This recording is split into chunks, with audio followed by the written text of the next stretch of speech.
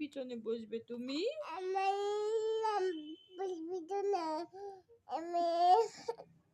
আব্বুর পিছনে বসবে? আব্বুর পিছনে কোথায় বসবে আমাকে বলো?